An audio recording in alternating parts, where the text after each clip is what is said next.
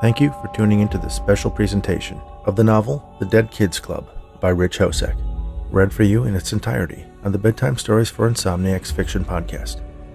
The Dead Kids Club is what I like to call an everyman thriller, ordinary people in extraordinary circumstances. It follows a divorced couple after the death of their son and asks the question, what would you do if the killer of your child got away with it?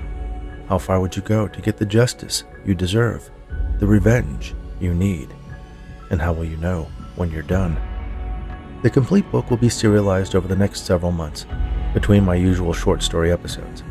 I caution you that unlike most of the content on this podcast, The Dead Kids Club is a gritty thriller depicting scenes of graphic violence and mild sexual content. So, if you're sensitive to that type of material, you've been warned. Please visit bedtimestories.studio to subscribe to my mailing list so you don't miss any chapters of this unabridged audio presentation and news about my upcoming thriller, The 10th Ride. And now, Part 7 of The Dead Kids Club by Hosek. 8. I tell Rebecca about Mikey. She listens attentively, but seemingly unconcerned. He's just trying to shake the trees. He doesn't know anything. You handled it well. What if he decides to grab me and torture me, just for the hell of it? $500,000 is a big incentive to break a few eggs. He's bluffing. Maybe I should go to the police. I mean, that's what I would do if you weren't guilty of what Mikey thinks you are. Well, yeah. Okay. You might want to talk to that writer, too. Horn? He seems to know a lot about these mob guys. Maybe he can reassure you that Manzanetti is all bluster, she adds. Not a bad idea. What if he comes after you? I ask. If he tries to threaten me, I'll scratch his eyes out. She crosses into the kitchen and starts fixing herself a snack. It's hard to tell if she's serious or just masking her fear with her own bluster. I fish Horn's card out of my wallet and flip it over and over between my fingers. I decide I'll talk to him before I go to the police. I just hope the cops don't agree with Mikey that I could be the killer. Don't need a mob hitman and a detective on my ass while I'm trying to kill a suburban mom at her weekend lake house. 9. Friday night arrives, and I still have not gotten a reply back from Horn. His outgoing message says that he was out of town, and judging from his Luddite tendencies, I suspect it was an answering machine I spoke to and not a cell phone voicemail service. I haven't seen Mikey either, so I convinced myself that Rebecca was right, and the guy was just trying to scare me. Rebecca and I drive up to the lake. I would prefer to go by myself, but I know how far I'm going to get suggesting that to Rebecca. When we get there, we pass by the Dempsey's house. There are lights on and a car in the driveway. I wish I hadn't destroyed the spy cams we used on Vitali. They would come in handy now. We drive through town and find the canoe rental place I had looked up online, and join a throng of tourists waiting to make the Saturday evening excursion to see the stars in the lake. Once everyone is seated in an aluminum canoe and equipped with wooden paddles, the guide gets our attention by gently wrapping the gunnel of his canoe with his paddle until everyone is silent. 3 rules, he begins. Number 1, stay with the group. There is a red light that flashes every 5 seconds on the back of my canoe. If you get separated, paddle toward shore and head toward the dock. There's a flashing red light there, too.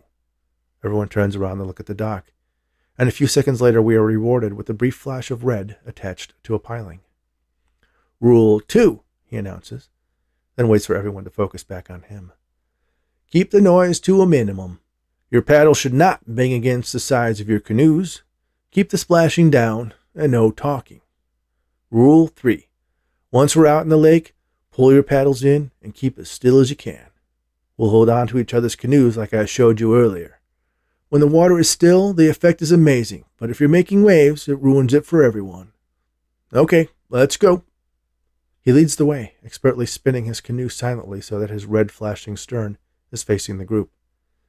Initially, there is a cacophony of banging and scraping as all of us canoeing neophytes noisily get underway. After the first couple 100 yards, everyone falls into a steady, smooth, and mostly silent rhythm. Rebecca and I stay at the back of the pack. She does most of the work. I can only manage to use my paddle as a rudder with one arm and a cast, and allow the distance between us and the group to grow until we are left alone in the dark. We head back toward the shore, away from the flashing red light on the dock, and toward a group of piers jutting out into the lake. One of them belongs to the Dempseys. I had studied the satellite maps from my virtual machine at work. The Dempsey's property was very distinctive, with a large white boathouse at the base of a long white pier and a floating raft belonging to a neighbor nearby. Of course, it is impossible to tell how old the photos were, but with any luck, we should be able to pick out their house from the water. Turns out, luck is on our side. The configuration of the piers is exactly what I expected it to be. We paddle up to the boathouse, and it's empty. We slip in, tie off, and sneak into the yard, keeping to the shadows. Our cover story is simple. We lost track of our canoe group, and they had told us to go ashore if we got lost and ask for help. Plausible, but we aren't expecting to get caught. We get close enough to peer into the large picture window that faces the lake. There are no blinds or curtains. Sharon and a man who I assume is her husband are snuggling on the sofa watching a hockey game on a big screen TV. Everything in the house appears to be top of the line. Mr. Dempsey must do very well for himself, though I'm sure he spent a good portion of his fortune on defense lawyers. "That's not her husband," Rebecca says. "How can you tell from the back of his head?" I ask. "They're snuggling." "So?" "He hates her. Hates that he had to stand by her while she was paraded around as the most vile woman in the state. There's no way they're having sex, let alone snuggling." "So who is it?" "A lover?" she suggests. We sneak around the house to the driveway. The make, model, and license plate match Sharon Dempsey's Mercedes. Rebecca taps me on the shoulder and points to a bicycle leaning against the railing leading to the back door. "Local guy?" I ask. "Makes sense." "Where are the kids?" "Probably back at home with the nanny." "Wow, she's a real winner." "Maybe she should run for Congress." We snicker quietly, then make our way back down to the boathouse. I stop to give the handle of the back door a turn. It is unlocked and opens easily. People in these communities sometimes are lax about security. Hopefully this is typical and not an exception. From the lakeside yard, we stop to get another view of what's going on in the house. Sharon sits on her lover's lap, blocking his view of the hockey game on the screen. She tries playfully to draw his attention away from the game and is not having much luck. She leans in to kiss him, and when she pulls back, he pushes her aside to see the replay of the goal that she made him miss. Offended, she storms off and up the stairs. He yells after her, pleading, but a fight breaks out on the hockey game, and he is seduced more easily by the action on the enormous flat screen than his pouting paramour. I'm not surprised. There's nothing really attractive about her except a pair of exceptionally large breasts, which at the moment for this guy is not enough. "Let's go," I say. I lead Rebecca down to the boathouse, and we climb back aboard the canoe and silently make our way back out onto the lake, Rebecca again handling pretty much all the paddling. While we wait for our group to make its way back to the dock, the water is still enough to show us the incredible reflection of the night sky that this little lake is famous for. The night tour group is a bit noisier coming in than they were going out. We blend back in seamlessly and thank our guide for a spectacular evening. By the time we get back to the apartment, we are both exhausted, and I fall asleep nearly the second my head hits the pillow. 10. The phone rings. The call is very confusing. It's someone from the hospital. They tell us a boy has woken up from a coma, and he's not who they thought he was. Somehow, Nick was confused with another kid who was brought to the hospital at the same time. Our Nick has been in a coma, in the pediatric intensive care unit, and we buried someone else's child. I demand answers. How can this be? Who is responsible? The voice on the other end of the phone ignores my questions and tells me Nick is asking for his mom and dad. Rebecca is ecstatic. She wants to see him right away. Before I know it, we're at the hospital being guided to a room by a smiling nurse. Nick looks up at us from the hospital bed. His eyes light up when he sees us, but his limbs are so atrophied that he cannot even raise his arms to hug us. Rebecca is completely accepting of the staff's apologies. I am furious. Do they know what they put us through? What we've done because we thought our son was dead? Vitaly arrives. He heard that the little bugger, as he calls Nick, is awake and brings him a giant stuffed animal. No one else seems at all surprised that he's there. Next, Cooper enters with a plate of cheeseburgers. Sharon Dempsey is hanging on his arm, cooing, bragging to anyone that'll listen that this one prefers my tits over a hockey game. Nick calls out to me. I cross to the bed.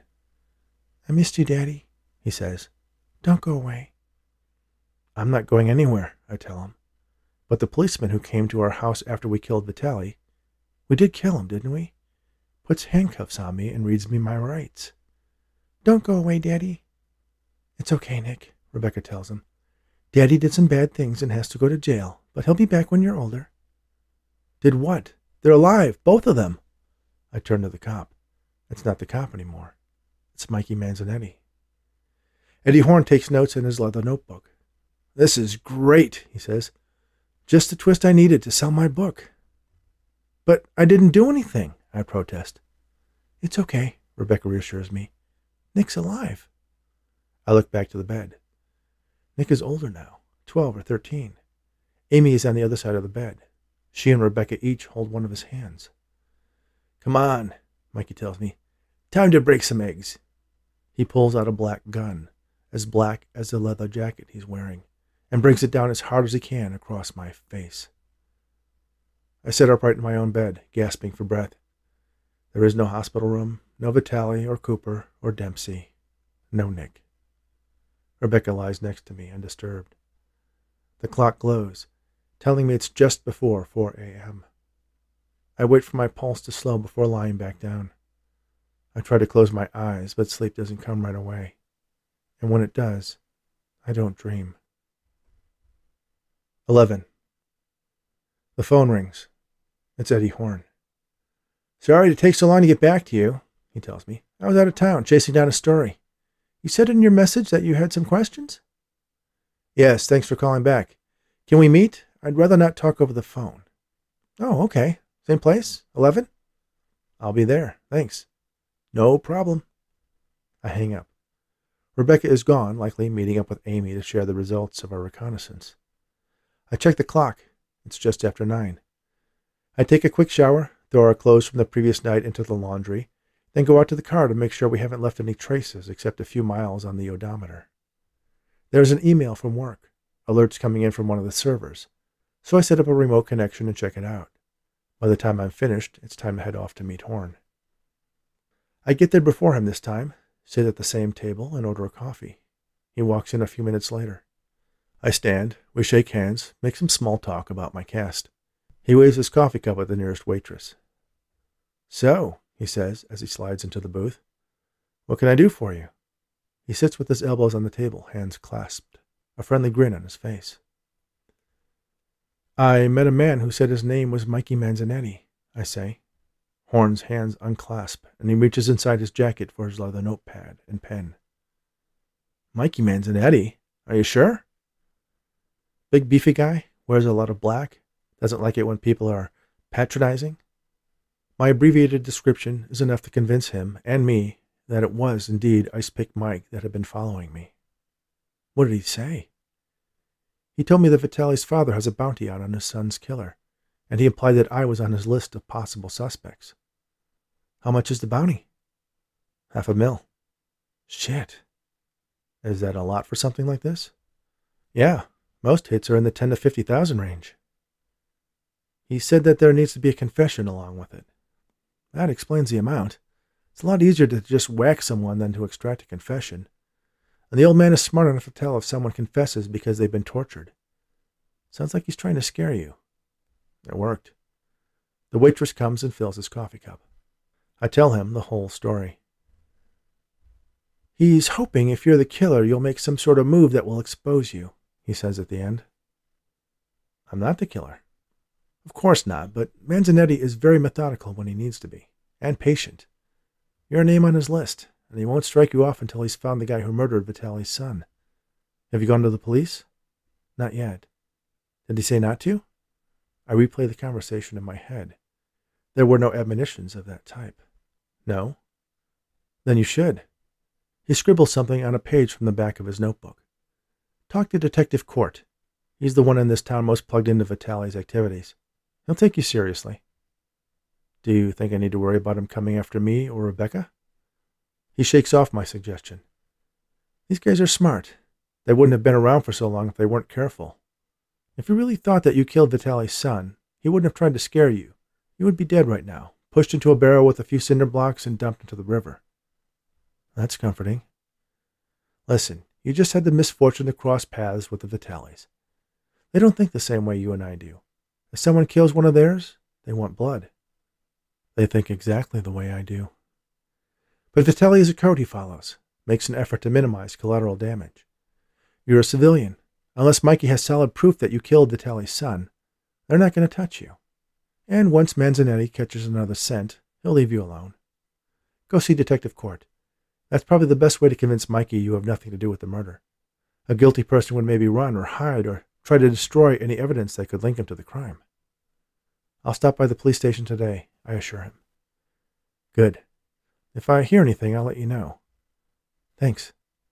He tucks his notebook back into his jacket and pulls out his wallet and fishes out some bills. I've got it. Thank you for seeing me, I tell him. Any time, he says. Have a slice of pie. They've got apple today. He gets up and leaves, checking his watch as he goes. Obviously, I was an unexpected detour in his day, but the conversation was reassuring and helpful. The waitress passes by, and I ask her for a slice of apple pie. She jots down my order and moves on. I look at the name on the scrap of paper Horn gave to me. How good of a detective is Court? Will he take Mikey's interest in me as a lead he should be pursuing as well? Or will he dismiss the notion as quickly and completely as Horn did? I eat the pie slowly, wishing to put off the answer to that question as long as possible. 12. I stop at home first, hoping to see Rebecca and fill her in. She's not there. I call her cell phone. There's no answer, so I leave a message telling her that Horn suggested I go to the police about Mikey, and I'm going to do that. I wait almost an hour at the station before Detective Court will see me. He walks me back to an area not unlike the bullpens you see on every TV cop show. I sit in a solid wooden chair to the side of his desk, while he sits back in his modern office chair. I'm very sorry about your son, he begins. We were all frustrated as hell that the DA couldn't make the case against Vitelli. I know it's a small consolation that Tony is rotting in his grave, but I hope it gives you some comfort nonetheless. Thank you. It actually does. What can I do for you today? Eddie Horn suggested I talk to you. Really? How do you know him? He interviewed me for a book on the Vitellis. Wanted to include the story about Nick's death and Anthony's murder in a chapter or something. Eddie's quite a character. What does he think I can do for you? A man who called himself Mikey Manzanetti has been following me around lately. He came up to me at the grocery store and told me he's looking for the guy who killed Anthony Vitelli, and he led me to believe that he thought it might have been me. Was it? He asks. No, I answer with a note of offense at the suggestion. He pauses, evaluating my response. After a few seconds, he puffs out his lower lip and nods like a human bobblehead. Then you have nothing to worry about. I breathe a sigh of relief. He asks a few more questions about dates, times, and locations. We know about the bounty, but if Vitelli or Manzanetti really thought you killed Tony, you'd be dead already. That's what Eddie said, I tell him. Chances are he's making a show of going after you to lull someone else into a false sense of security. My money's on someone inside the family. There'll probably be a body dump in an alley somewhere in the next month or two. Not the bottom of the river? Detective Court smiles. I'm not sure if he thinks it's funny or he's amused by my naivete about mob hits. They'll want to make this one public. So, nothing to worry about? I ask hopefully. Keep an eye out. If he accosts you again, give me a call. Court hands me his card. I will, thanks. Not at all. Can you find your way out? Yes, I think so. Take care. I get up and wind my way out through the maze of desks. Before I go, I turn around and see that Court is now speaking with the detective who paid Rebecca and me a visit not too long ago. My heart races, and I get out of there as fast as I can without drawing any attention. When I get home, I collapse on the sofa in front of the TV. I'm in the mood for some sort of distraction. It feels like everything is closing in around me lately. But after talking to Horn and Court, I'm reassured that Mikey is not going to slip an ice pick into my heart and temple while I sleep, and then snip off my pinky toe. 13. Rebecca finds me sleeping in front of the television when she returns home and wakes me. She asks me about my day, and I replay the conversations with Horn and Court as she takes off her coat and goes through the mail. She sits next to me, an air of excitement in her eyes. So, she begins, Amy and I had lunch with her sister-in-law. They live in the same town as the Dempseys. I don't like where this is going. Turns out we were right about the other man. Their marriage is strained, to put it mildly, and she practically lives at the lake house on the weekends when her husband isn't working. She never takes the kids, Sounds perfect, right? I nod. Rebecca detects my concern. What's wrong? Amy's sister-in-law? I ask. Don't worry about that. We didn't just grill her about the Dempseys. In fact, she's the one who brought it up. She's a terrible gossip.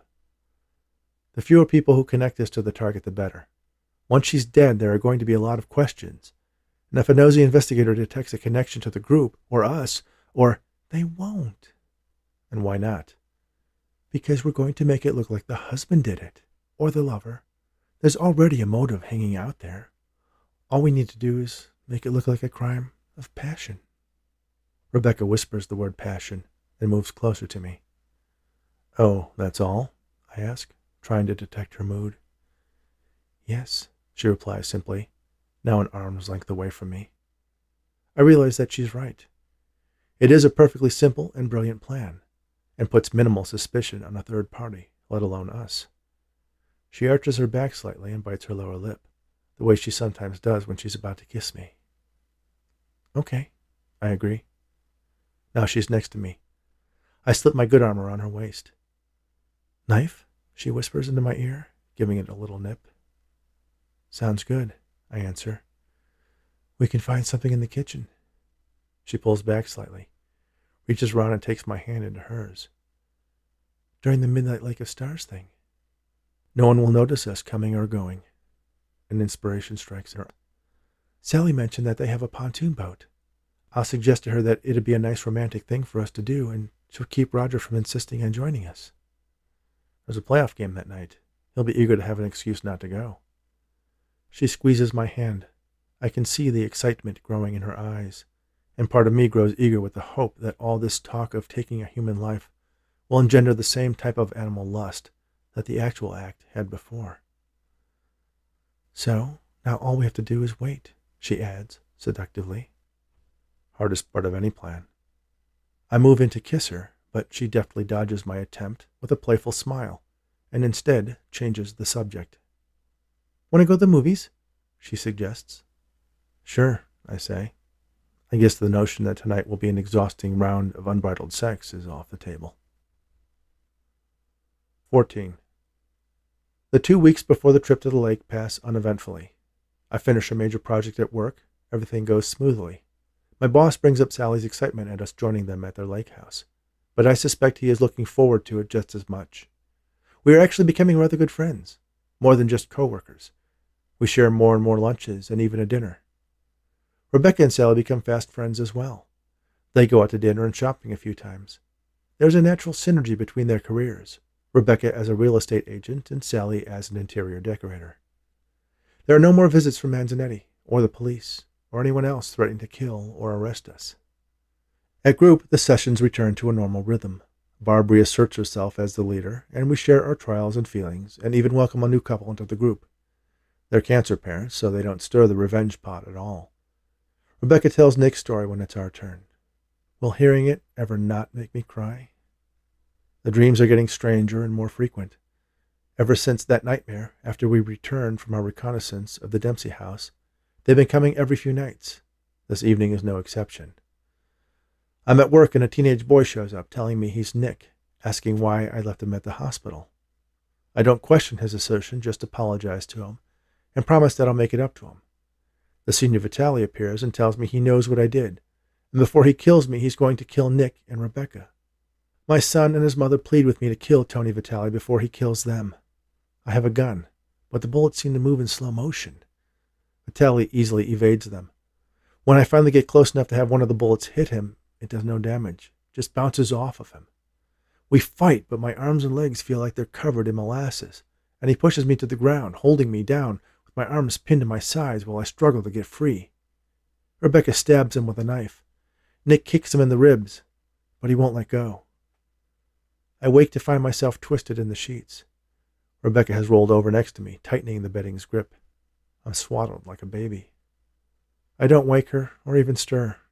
Instead, I lie awake, unmoving, waiting for the first light of dawn or the alarm clock to stir Rebecca and free me. 15. We have 3 bags for our trip to Roger and Sally's, one for my clothing, one for Rebecca's, and one we call the kill bag. In it, we have more of the disposable surgical scrubs and gowns, including caps and booties, like those we used at Vitali's, along with a supply of rubber gloves and a couple of the rubber sleeves I use over my cast when taking a shower. There are also 2 black rain suits to wear over the scrubs, since we could only get the former in a dull yellow cover, not much good for sneaking around in the dark of night.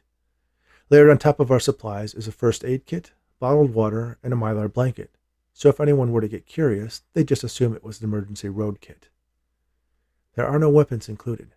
The plan is to use something from the house. Neither is there any sort of electronic equipment or other tools. Amy has strict orders not to be anywhere close to the lake. I am firm on the condition that if we don't find a door unlocked, or if there's anything that is not how we expect it, we walk away. Rebecca seems on board with that, but I know she'll agree to anything to get closer to another kill. The plan is to wait for Sharon Dempsey to be alone. According to the amazingly detailed information from Amy's sister-in-law, we have an idea that the man Sharon is having an affair with is married himself and doesn't spend the night. He pedals his bicycle over when his wife falls asleep or during the days when she's out doing something. It seems everyone in the town knows the details of their affair except their spouses. We'll make our first attempt tonight, and if she's not there, or he is, we'll reassess the situation and determine if it's worthwhile to try again the following night. On the drive up, I don't drill her on the plan like we did with Cooper. Instead, we take the time to catch up on each other's lives, speculate about the new couple at the group, joke about Roger and Sally's sex life. Rebecca goes off on a riff about what we might hear at night, Roger directing Sally's efforts to arouse him in the same manner I describe him running a project meeting. I laugh so hard I nearly lose control at one point, forgetting that my left arm is bound in a cast. Then she casually adds, "Oh, did I tell you? Amy's pregnant." "What? Who's the father?" "Her husband. She had some eggs left over from the in vitro." "When did she do this?" "A couple months ago, right before." "Well, good for her," I say. "Yeah," she adds wistfully. "It's nice to think she'll have someone to love." On the way, we stop at a farm stand and pick up some fresh produce. We arrive a bit earlier than we had intended, but Roger and Sally are there, eager and glad. Sally and Rebecca embrace and immediately disappear into the house making plans. "We won't see them for a while," Roger warns me. "Of course not. There's stuff to unload." "Looks like you could use a hand," he jokes, knocking on my cast. "When do you get that thing off?" "About 3 weeks." I pop open the trunk from my key fob and start handing Roger bags. He takes the luggage. I grab the produce. "Think you can manage some fishing with that arm?" "Sure. Only need one good arm to drink a beer." Roger laughs. We joke some more as we carry the luggage and groceries into the house. Roger gives me a tour of the place, starting with the room where Rebecca and I are staying. It is on the complete opposite side of the house as Roger and Sally's room, and even has its own kitchenette. French doors open out onto a porch with a panoramic view of the lake. The center of the house is the great room, a large open space with a fireplace on one end and an enormous big-screen TV on the other, and a variety of eclectic seating in between. There is a picture window that again affords a spectacular view out onto the lake. Roger and Sally's room is ridiculously large and connected to a master bath that looks like something from one of those TV design shows. Obviously, Roger is doing rather well for himself. Management has its perks, and judging from the quality of the decor, Sally's success as a decorator is well deserved. We meet the women in the kitchen. Rebecca and Sally are stuffing some Tupperware containers into a picnic basket. "Are you boys ready?" Sally asks. "Indeed we are," Roger answers, giving his wife a peck on the cheek. "Then let's go." Rebecca walks over to my side and takes my hand. "Sally and Roger are taking us for a cruise on their pontoon boat." Sally directs Roger to pick up a large cooler by the door. She reaches for the picnic basket. "Let me," I offer. "When you have 2 working arms, you can be a gentleman. For now, you are our guest. All you are required to do is relax, have fun, and laugh at Roger's jokes. Those last 2 may be mutually exclusive, but I'll do my best to keep them in line." Sally hefts the picnic basket off the counter and directs us to the back door. Rebecca and I exit out into the yard. There's a lush green lawn stretching down to a strip of sand at the water, much nicer than the weedy waterfront Sharon Dempsey has, and a dock stretching out into the lake with a nicely appointed pontoon boat moored at the end. Roger loads the cooler on board, then grabs a captain's hat from atop the pilot's chair and dons it. "Permission to come aboard?" I ask. "Permission granted," he replies with a limp salute. "It's a 3-hour tour, but I can promise you if we get stranded on a desert island, I do know how to make a radio out of a coconut and a piece of string." "Thank you, Professor," Sally chides. Rebecca and I board, followed by Sally, who hands the basket to Roger. He carries it to a dining area at the rear of the boat and urges us to take a seat. "We'll be reaching a top cruising speed of 7 knots, so please keep your hands and arms inside the boat. If you need to piss or heave, check the wind."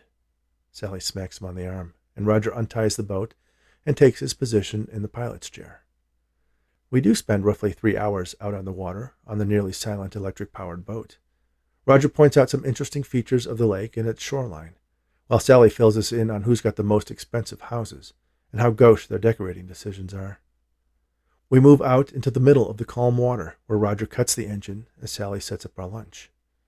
I ask Roger about the pontoon boat. He brags that it's the fastest craft on the lake. The rule is you can't generate a wake greater than 3 inches and must have an electric motor that operates under a certain noise level. "It's nice to be out on the water without the roar of a gas motor and all those fumes getting in the way," Rebecca remarks. "That was one of the selling points of this place for us," Sally says. "You guys are free to take it out later, do the whole star thing," Roger suggests. "There's a bunch of blankets in that compartment. This boat has been known to generate a wake greater than 3 inches with the engines off, if you know what I mean."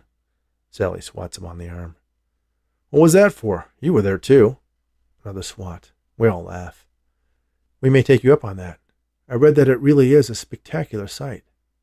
"It is," Sally confirms, sharing a confidential look with Rebecca. We finish the meal, and Roger takes us on a meandering, wakeless course back to the dock. Thank you for listening to the Dead Kids Club on the Bedtime Stories for Insomniacs Fiction podcast. If you are enjoying this free presentation, I hope you'll take a moment to subscribe to this podcast on your favorite podcast app or Audible and sign up for my email list at bedtimestories.studio. Make sure you rate and review on the apps that allow it, and share this podcast with anyone you know who enjoys audiobooks. You can also show your support by purchasing this or any of my other books in paperback or ebook editions on Amazon, or the complete audiobooks on Audible. And lastly, if you're a fan of paranormal mysteries, I hope you'll also check out the award-winning Rainy Day Investigation book series, co-written with Arnold Runnick and Lloyd Auerbach, at rainyandday.com. That's RANEYANDAYE.com. Thanks again, and all the very best.